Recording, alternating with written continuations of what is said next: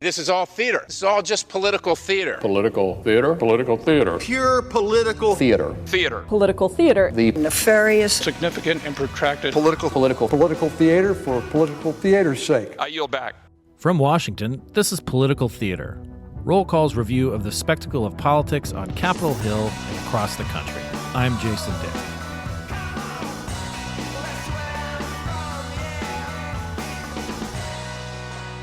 The year was 2010.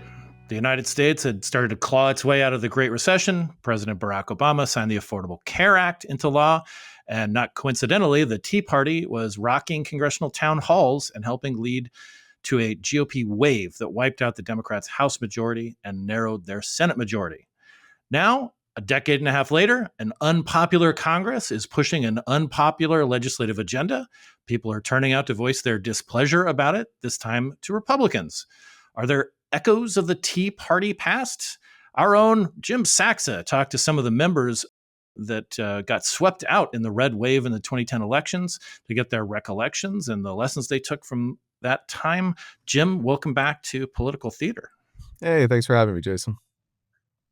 So your story that was in Tuesday's roll call print and online late last week, you know, it was like a congressional nerds like manna from heaven. You know, you had all these deep cuts. You talked to people like Earl Pomeroy and a few names that I hadn't thought about in a long time, like Zach Space, Democrat from Ohio who served 2 terms, and Chris Carney in Pennsylvania and so forth.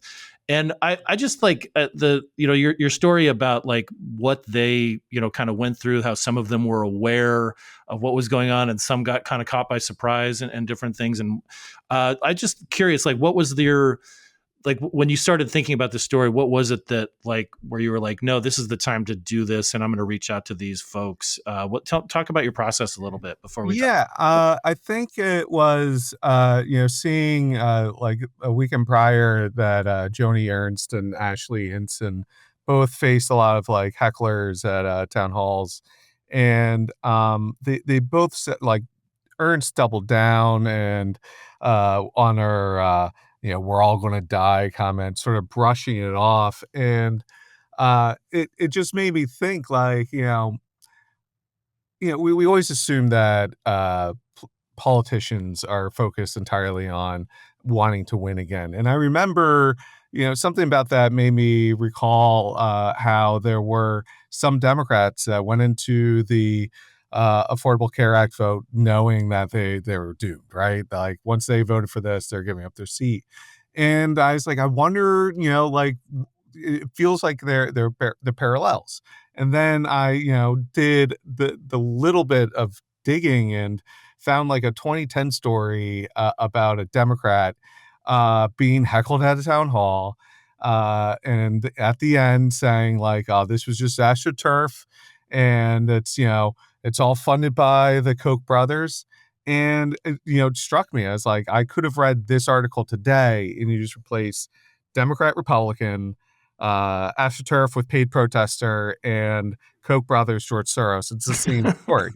It's like a Mad Libs, Yeah, exactly. Yeah. And so, I was like, I got to find out if these guys were all like, when they say, like, oh, pish posh, in the face of these very angry people telling them, do not do this, are they lying to themselves, or are they just lying to, the press? That was a question I really wanted to ask. And I thought, well, maybe some of these Democrats would know. Yeah. And this also wasn't just the people, being, heckled back in the past. It was also like Nancy Pelosi, the Speaker of the House was saying this is AstroTurf. So, people were taking their kind of cues from her. I mean, she is among the most talented political strategists in U.S. history. And so it's, maybe some people could be forgiven for saying like, oh, okay, maybe we'll just throw that line in and, that'll make us feel better. Or, but like when I was struck by, what you were mentioning, in what you just said about people knowing that they were taking this vote and it was going to cost them their job. And it was Chris Carney from Pennsylvania, again, another sort of deep cut member. These are, it's not that they're unknowns, but these are people who haven't been in Congress for a little while now, and Carney seemed to have a remarkable awareness of where this was all heading early on.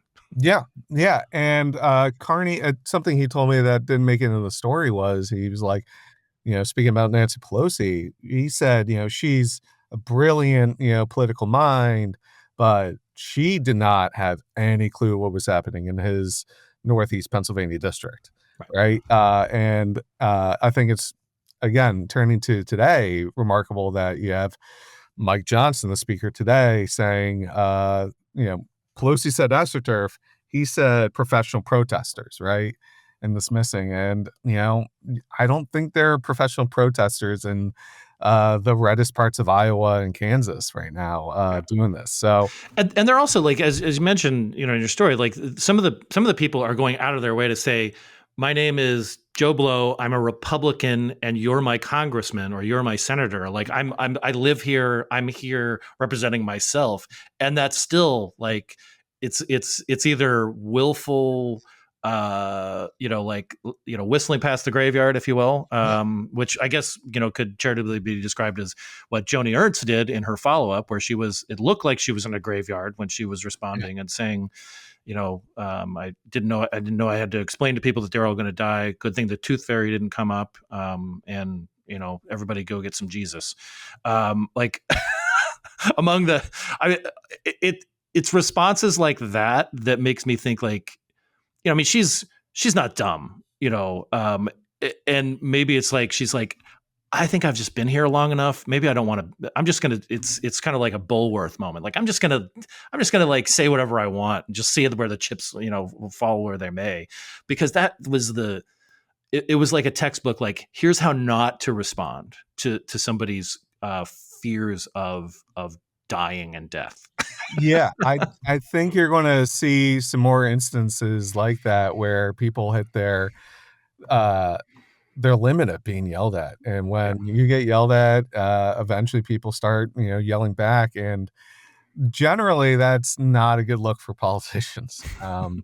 But yeah, I think it is going to be really interesting to see how much that might cost her and what could be a relatively tight, like maybe even an election that she can lose. Iowa isn't as ruby red as some people might think. So yeah. And I think it also brings up this, what seems to be this sort of truism that comes up every few years in the last decade, which is that there's Trump when he's on the ballot, and then there's everybody else is kind of on their own, even if he endorses you. Even if he, campaigns for you, if he's not on the ballot, it's a different dynamic. You can't just you can't just deploy his playbook necessarily. I mean, people have tried, like they've tried to mimic his style. They've tried to figure out how to get to make it look like they're the most loyal Republican ever.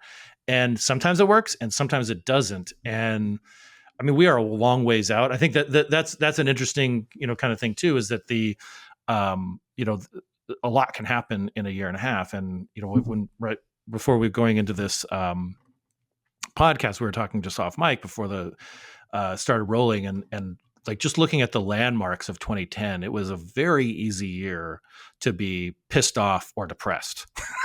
Yeah. I mean, like the BP oil spill, the earthquake in Haiti, the Great Recession was still, I mean, we were not technically in the recession anymore, but like unemployment hit like 9%. Like, I don't know where you were in your professional or academic life, but I was like hanging on by my fingernails professionally, just trying to make sure that they, my employers knew that I was being useful. So I didn't get fired and laid off like a bunch of people I knew. It was a scary time. And I think people took that out on members of Congress, even more than some of the votes, like for the Affordable Care Act and for cap and trade in the House, the greenhouse gas cap and trade. I think that people were just pissy, they were, and for good reason. They were scared. Yeah. I was looking at graduating law school soon and seeing all of the major law firms cancel their summer internship programs and not hiring people. So I was also a little worried back then. But But yeah, I think that's sort of like the big thing is like we had coming out of the Great Recession a lot of discontent, and I think we have now, as we are still coming out of the pandemic, a lot of ongoing discontent. And the Republican Party has made this political pivot towards populism. The policy is not really kept up yet. And I think, that presents an opening for Democrats personally, if they can, start rowing in the same direction. Talk about a big if. Yeah. I mean, and that's something we discussed in the piece a little bit. I talked to Rachel Blum, who is a professor at the University of Oklahoma and wrote the book on how the Tea Party took over the GOP.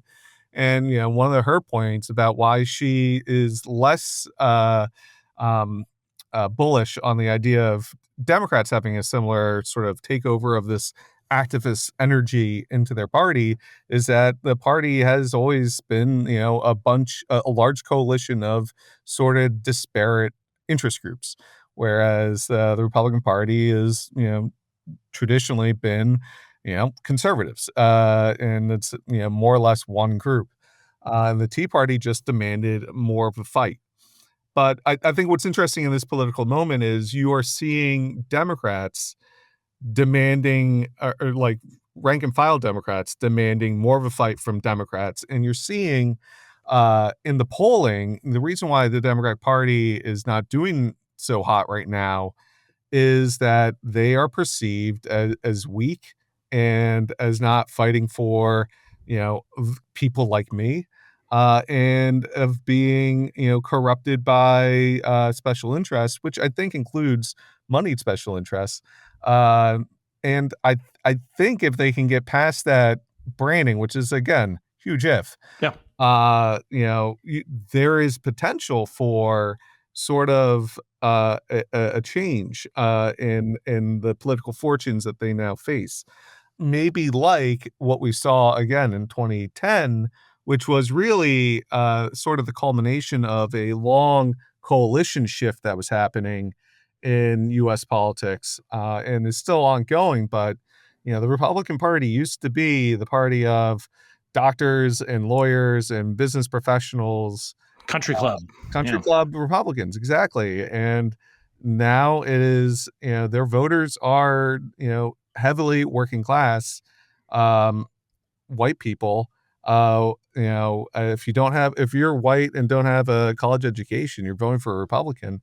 And Democrats have taken over the well-to-do suburbs.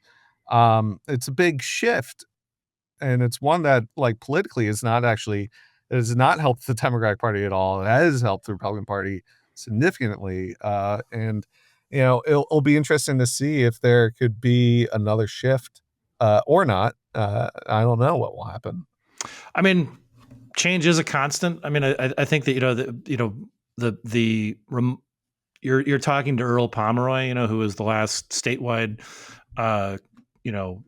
House member, or senator, Democrat elected statewide.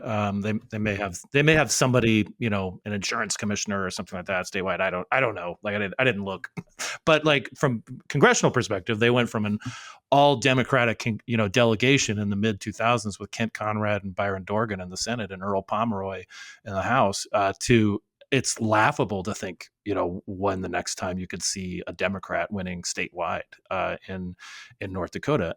Until it happens, right? But like it doesn't seem like the thing that doesn't seem to be happening is it doesn't seem to be like a plan. And it helps to have one. It helps to have one, but there wasn't a plan for Republicans in 2009, right? There wasn't a plan in 2010. And in fact, because of that, one of the interesting things, the then NRCC chair, Guy Harrison, I spoke to him, he pointed out, when he was the executive director of the NRCC, I said chair, I meant ED, he pointed out that, on the cover of Time, there was an article that, basically said the GOP, they're going extinct. They're endangered species. The vibes, we talk about vibes now, the vibes were very bad in the Republican Party after Barack Obama won and Democrats took the trifecta in 2008, and they were in the wilderness just as much, if not more. And yeah,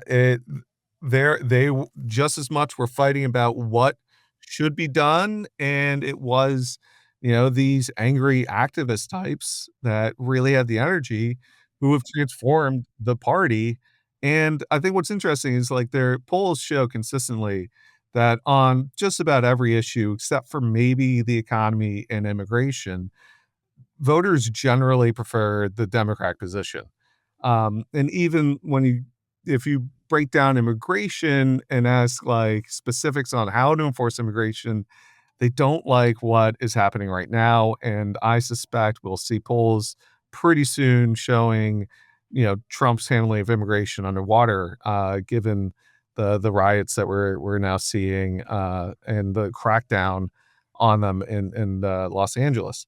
Um, but so, you know, it confounds, I think Democrats are like, we're on the side that people like on just about every issue, but they come off as weak, and they come off as trying to focus on polls and trying to focus on minding their P's and Q's and not offend anyone.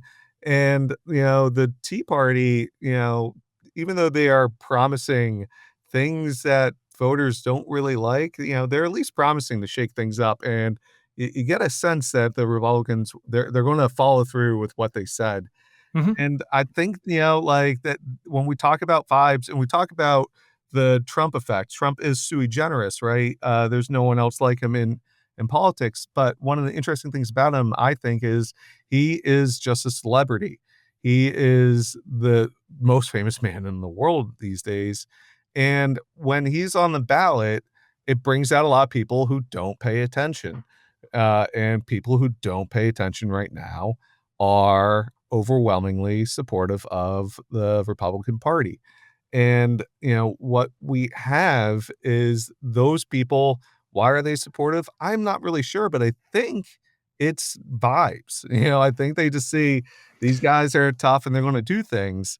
Well, And and certainly in the presidential election, with given the choice of Biden or Trump, I mean, like, it just, on a taking the issues out of it. I mean, you had, like, the debate between Biden and Trump was like, it wasn't even a close call in terms of, like, who you would rather have, like, in charge, right? I mean, it was just this moment where it was just painful to watch. And, I do like to, remind people that Trump won the election, and Republicans won both houses of Congress. Trump still did not get 50%. He still was shy of 50%. And, he has the Republican Party firmly behind him. And I think that there are actually some people who really are paying attention and like what they see. I mean, that's something that's unique to Trump, I think. But independents are really the ones who put him over the top. And obviously, Democrats are going to be overwhelmingly opposed to him. But the independents who put him over the top, who are now saying, like, wait a second, like, my kid's going to lose Medicare, like, or Medicaid. He's disabled. Like, what am I supposed to do? Or, you know what, the price of eggs is still pretty expensive. Or, wow, gas is really expensive. Like, when that starts to click, we've seen, like, the polls for him among independents is already starting to soften. And again, the election's a long way away, but if I'm, I think it's a real damning indictment of the Democratic Party that they have. If you get the public to buy into what your positions are, and you still can't sell them on you, I mean, that's a pretty that's not a great position to be in, because you're selling yourselves, and you can't sell yourself. I mean, what is left? So, yeah, I mean, one of the interesting things that Zach Space said, and to me, was, he thinks that maybe, the Democratic Party brand is so bad that maybe what is required is someone from the outside, like Trump, with the Republican Party, to come in and just, like, revitalize it. Who knows if that's a possibility. if and some celebrity type. I mean, that seems harder to do for Democrats because Democrats are seen as the party of Hollywood liberals, and that's generally not a good thing. And so you need to find some sort of celebrity who's not a Hollywood liberal, but is also a Democrat at heart. I don't know who that would be. But I think what we're seeing though is, when Trump came on the scene, he said all these offensive things in 2015, but it caught lightning with the base. And maybe, that's something that can happen similarly with Democrats where, someone really says like, we really, hate what's happening, and provides a vision going forward that is more than just I let's stop Trump, but like here's what we're going to do to upend a system that a lot of voters feel like has not benefited them, that people aren't happy with.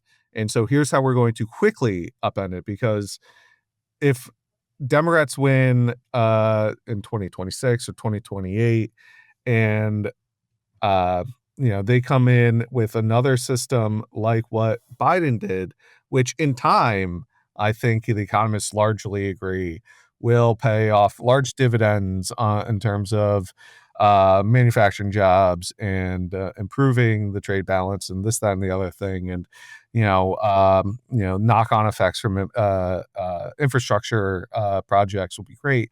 But most of that didn't start breaking ground until late in the electoral cycle.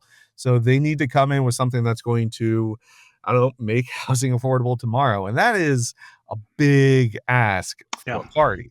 Yes. I mean, Ezra Klein is preaching this gospel, and it just takes a lot of time to, build high-speed rail and housing and all that kind of stuff. Yeah. But before I let you go, Jim, I want to put in a plug for your alma mater. Oh. This is do you get the Pennsylvania Gazette as an alma mater of the University of Pennsylvania? I do. Did you read the most recent May-June 2025 edition? I don't think I did. So it totally understandable, because I think most people do not read the like I don't read the Pine very often. I do flip and see if anyone from my year has gotten married or died or anything. Right. So the woman to whom I'm related by marriage, my wife Fawn Johnson, she is a Penn alum. And I will frequently flip through, it's not the day it comes in the mail necessarily, but eventually I get around to it when I pick up from the stacks that litter our house. And I was really struck by this one story in it. It's the cover story. It's about a religious studies professor named Justin McDaniel. And he has a class that is the literature of despair. And it's the cover story. I'll put this up for those who are watching on YouTube. Welcome to Despair is the subject line that he sends the students when they get into the class. There's this huge waiting list for this class, and it sounds amazing. It happens on Monday nights. You go to the hall where his office is. You check your phone in. You get a book. You spend the next 6 hours reading the book. That's it.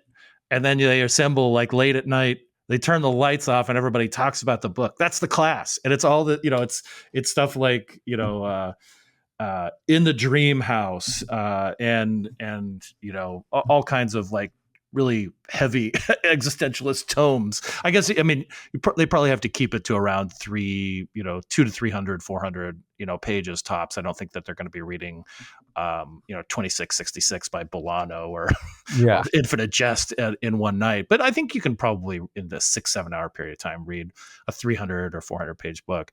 But it sounds awesome. And it sounds like the kind of thing that is weirdly would be, at least to me, a balm in tumultuous times as we find ourselves in. So hats off to your alma mater, Jim. It sounds like an awesome class. Yeah. I wish I would have they had it back then. I did study some existentialist philosophy in my time, and Yeah. And now as a reporter, you just live it. Yeah. It's Kierkegaardian. That's the sickness unto death, right? All right. Well, and also this is the first time you've been on the podcast in a little while. We need to get you back more often because, one, I just want to showcase the great work you're doing. But this will be the first time that you'll have been here for the word of the week. This week's word of the week is PEPFAR. PEPFAR stands for the President's Emergency Plan for AIDS Relief. Acronyms are words too. George W. Bush signed this into law since 2003. The State Department says it has helped save 26 million lives in 55 countries.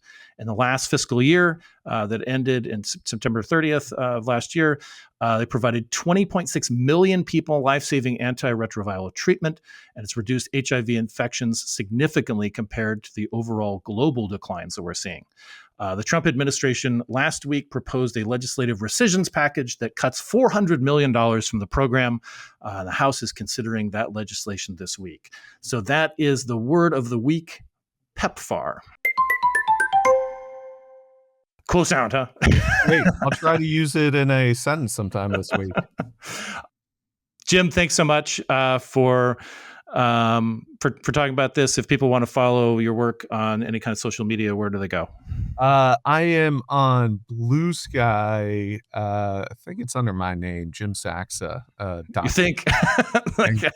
I don't know. It's just on an app, yeah. Yeah, I don't know. Google me, I guess. Yeah.